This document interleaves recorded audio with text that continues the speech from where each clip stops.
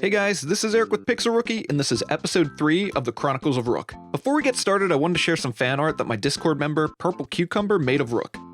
Look at him all decked out in his assassin's rags, ready to whoop some bandit butt. I really appreciate it, and if you want to make some fan art of the series, you should join the Pixel Rookie Discord server and share your beautiful works of art with us, and I can show it off at the beginning of future episodes. Anyways, last episode, Rook began training to hone his fighting skills, and after weeks of battling bandits and thugs, he was able to fight Tora the Fearless and claim her bounty. At the end of last episode, he earned 10,000 cats from the Sheks, and he celebrated by purchasing a plank as his new primary weapon. Now Rook felt prepared to go out and explore this world. Rook left Squin and headed south. He didn't really have any particular destination in mind, but he wanted to see what was out there. While strolling down the path, a group of Shek berserkers noticed Rook, and apparently they weren't too friendly. Adrenaline pumping, Rook's feet pounded the dirt as they chased after him. Rook ran towards what looked like the ruins of an abandoned town. He was hoping they'd lose his trail through the collapsed buildings, especially because he was slightly faster than their group. By the time Rook made it to the outskirts of the abandoned town, it looked like they gave up on chasing him. He breathed a sigh of relief after getting away unscathed, and he started sneaking to make sure they don't see him again. He wanted to check this place out before moving on, so he snuck into one of the collapsed towers. There wasn't really much of anything here, so he looked over his map and took in all the uncharted territory. He looked further south and thought this mountainous crater area looked interesting. Rook figured, what the heck, let's check this place out and see what happens. He took off and made his way there. Well, it turns out that most of the crater was just abandoned laboratories and bad weather. This was pretty disappointing. But no matter. Rook wanted to find something more exciting to explore, and he saw a nearby city on his map called Clownsteady. He snuck out of the wet ruins of the ancient lab and carefully started towards the new city. On his way out of this wet crater, he found some vicious creatures that were quite aggressive towards him. They were called beak things, and they were nasty beasts. Rook knew he had to be careful when fighting it. One wrong move and he could become a beak thing's dinner. He kept his composure, and one final hit killed it. Fortunately, it was just one and not a herd. He looked at his map and continued towards Clownsteady. A few hours later, he saw the city's walls down in a valley surrounded by a river. It was an impressive sight to see, at least from the outside. He was anxious to see it from the inside, but a guard stopped him at the gate. And he started questioning Rook. Before letting a new face pass through the city, he had to inspect Rook's gear. Rook hadn't found any empty shops to loot recently, so he was in the clear. So this guy has the audacity to plant some drugs on Rook and accuse him of smuggling them into the city? Rook was caught off guard by this, but he should have known that most people don't play by the rules in this land. The guard threatened to arrest him unless he paid a small donation of 2,000 cats. Rook wasn't prepared for this, and he did have plenty of money to spare. It pained him to simply hand over 2,000 of his hard-earned cats, but he needed to get out of the situation in one piece, so he paid the fine. This was not a great first impression of Clownsteady, but at least he was able to check it out now. And there was absolutely nothing of interest for him there. He left disappointed, but went south towards the city of Drifters Last. He arrived before the sun rose. He stopped in front of the gate guard for a moment and realized that this guy wasn't going to try any funny business, so he entered the city. This one was also a bust. He followed the trailing river west until he found the ruins of a lost library. There wasn't too much of interest amongst the dust, except a map with the location of a lost armory, which was said to have some nice loot in it. He looked at his map and realized that it was right off the northern coast. Now, this was the kind of adventure Rook was looking for. He took off on what felt like his first real quest. Adrenaline coursed through his veins in anticipation of what lay in store for him. Previously, Rook was planning to visit Mongrel, and it was in his path towards the outpost. He found out that all the markings on his map surrounding Mongrel were the fog islands, and the valleys were covered in this fog. This seemed ominous. But no matter, Rook didn't care. In fact, he was proud of his progress with his combat skills. He welcomed any challenge that awaited him. And just like that, out of nowhere, he was surrounded by little fogmen with pipes trying to ambush him. There were lots of these guys here. A swing of his plank could take them down in one hit. They're fragile little things. He tried to be careful and block incoming attacks from all angles and take them out. There were too many of them. He started to panic as he realized he was outnumbered. He was defending himself from most of their swings, but they kept slipping through and landing a few shots on him. It was far too much for Rook, and more of them kept appearing. He was wounded and tired from the fighting, and one final hit knocked him out. They tied his limp body to a pole hidden in the shrubbery, and they seemed to lose interest in him, at least for now. Rook regained consciousness and knew he had to get out of there. He cautiously picked the lock that had his hands and legs bound, staying alert in case anyone checked on him. He was free and decided to make a break for it right away and saw that Mongrel wasn't too far off. He knew that he could make it there if he sprinted. Well, it turned out there were a lot more of the Fogmen than he realized, and they were chasing Rook down. These little turds were fast. He turned to fight off the few that caught up to him. He managed to get one swing in, but got the wind knocked out of him in one hit. He was pretty beat up from the first fight. They hauled him right back to where they left him the first time and tied Rook back up. Rook got a really bad feeling all of a sudden. The Fogmen didn't walk away this time. In fact, they started gnawing on his left leg. He screamed as the Fogmen began eating him alive. These little monsters were gonna eat Rook. He had to regain his composure and think fast because you can't get away if you have no legs. He frantically started picking the lock. More Fogmen were coming. He broke free and he knew he was in trouble. He took off and couldn't stop to try and fend them off this time. These guys were persistent. They trailed right behind Rook as he continued running to Mongrel. By the time he was close to the city, only one of them were still chasing him. They were weak when they're alone. It was when there were hordes of them that Rook needed to be worried. He effortlessly took this one out and began to patch himself up. Rook was lucky to make it out of that bind in one piece. He needed to rest up in the city. He ran past the gate guards and took a look at the place.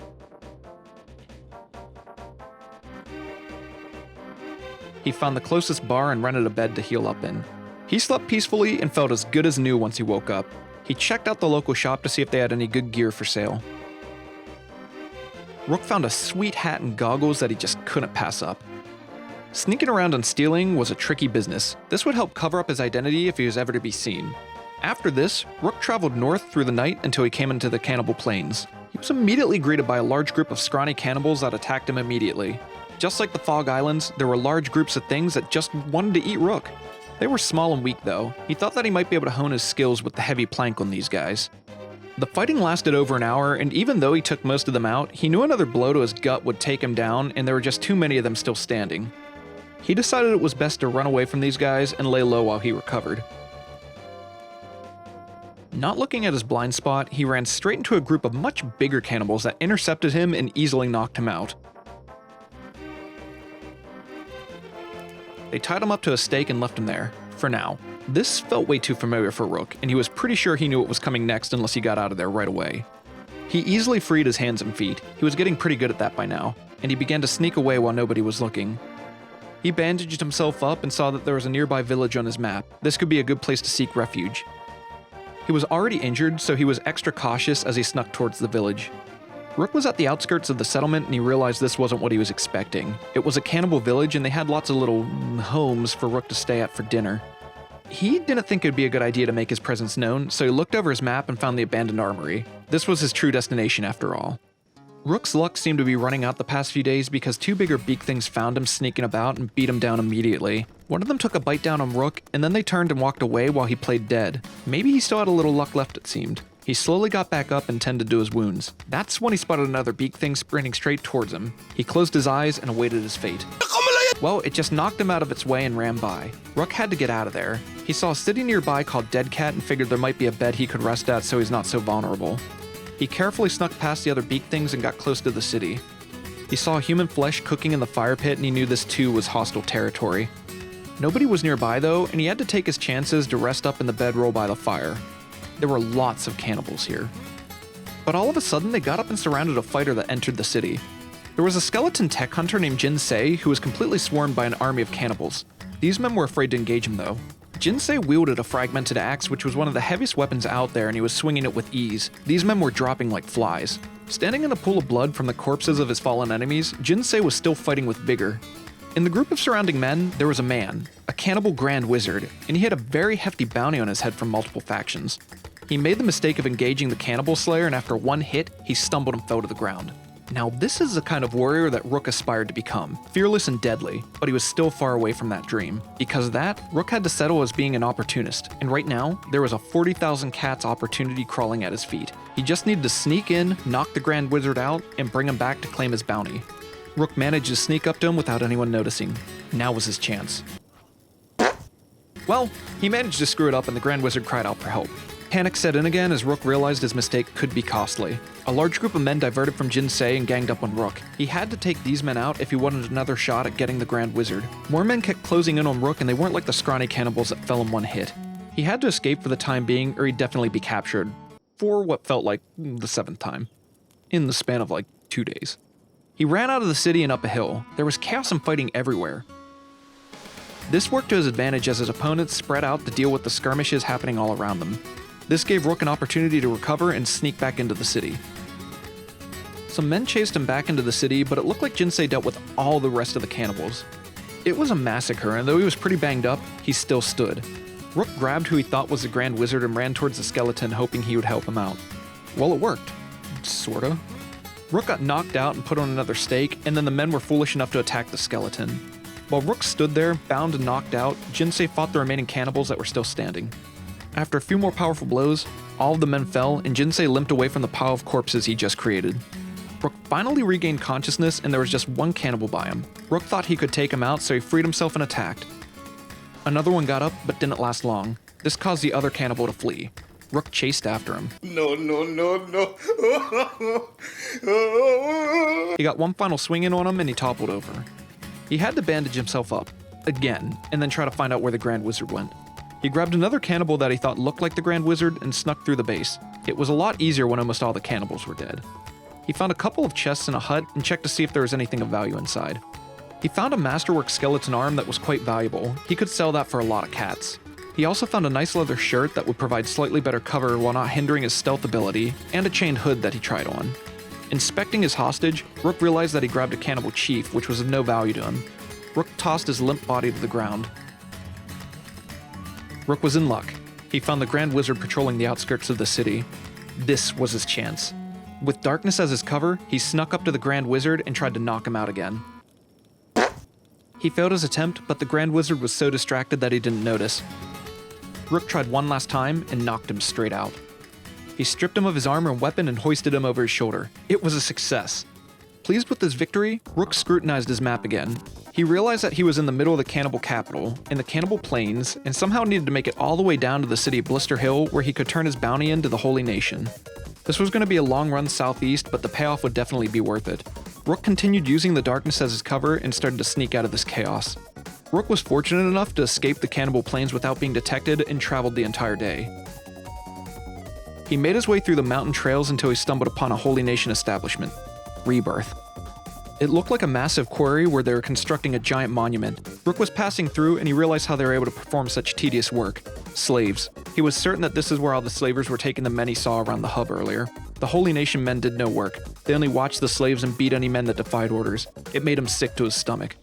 As he passed the massive statue, he couldn't help but to feel impressed by their work. There wasn't anything he could do right now other than keep his head down and claim his bounty. He was out of the truly dangerous territory and almost to Blister Hill.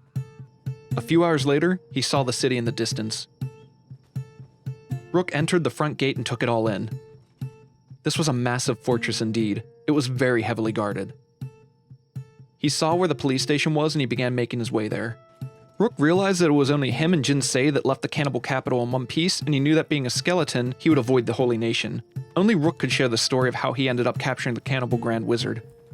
Rook found an inquisitor by the entrance of the police station and spoke to him. He explained to the men in the room that he snuck into the cannibal capital, took out the Grand Wizard, and fought off his guards while escaping in one piece.